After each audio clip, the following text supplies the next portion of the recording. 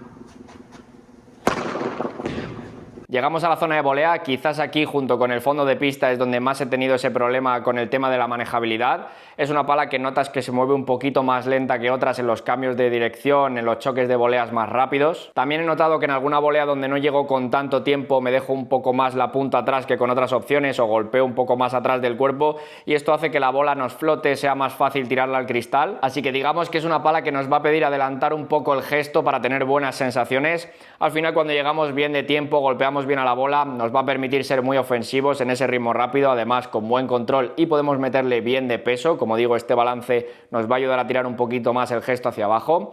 En un ritmo bajo, aquí en la zona de volea, la verdad es que no tenemos tanto ese problema de tener que acompañar demasiado para que la bola salga profunda. Aquí se nota que con poquito ya la bola sale bien. Donde sí que he tenido más ese problema de dejar alguna bola más corta es cuando únicamente o pongo la pala en algún bloqueo, cuando me tiran alguna bajada de pared, que ahí sí que noto que cuando golpeas un poquito menos centrado, la bola se te queda más de lo que esperas y ahí no tienes tan buenas sensaciones como con otras opciones. Y aquí la pala me vuelve a gustar un poquito más en ese ritmo rápido. Creo que es una opción que te permite ser bastante ofensivo, pero que te va a pedir algo más físicamente, estar un poco más activo en la zona de volea para no llegar tarde a los golpeos. Os dejo con un vídeo de la volea para que veáis qué tal se comporta la pala y pasamos al remate.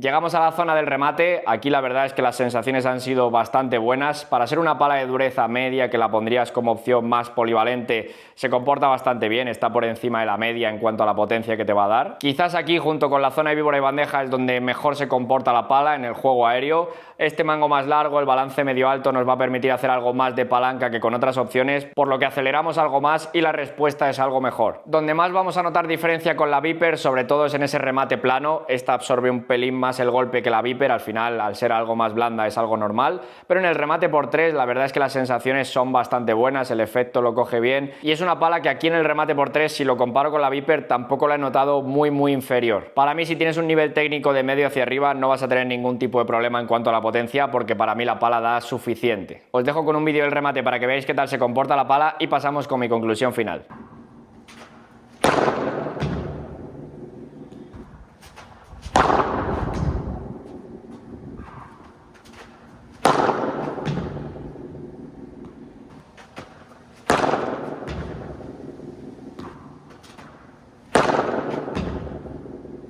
Pasando con la conclusión final, lo primero de todo decir que es una pala que actualmente tiene un precio en torno a los 210 euros. A mí personalmente me hubiera gustado que esta pala, ya que es la edición del Lobo, fuera algo más distinta a lo que es la Technical Veron normal. Para mí la diferencia que tenemos entre una y otra es principalmente la estética. No he notado mucho cambio, prácticamente ninguno al probar las dos. También decir que esta versión Veron del Lobo no trae los dos agujeros extra que sí que trae el modelo Viper y que diferenciarían un poquito más el modelo normal que el modelo del Lobo. Así que para los que me habéis preguntado por la diferencia entre esta y la otra, principalmente os diría que es la estética. Yo la recomendaría para aquel jugador que busca una pala polivalente en dureza media, que tenga un mango largo, pero que sobre todo la pala le dé ese puntito extra en potencia en comparación a otras palas de esta dureza. Para mí, donde mejores sensaciones me ha dado es en esa víbora, bandeja, el remate, juego aéreo en general. Pienso que es una pala más destinada para aquel jugador un poquito más ofensivo. Y en cuanto a las zonas de pista donde mejores sensaciones he tenido con ella, la primera que voy a poner aquí es la zona de víbora y bandeja, sobre todo en ese ritmo rápido me ha gustado mucho, la bola sale rápida, me permite ser ofensivo y además me aporta un buen control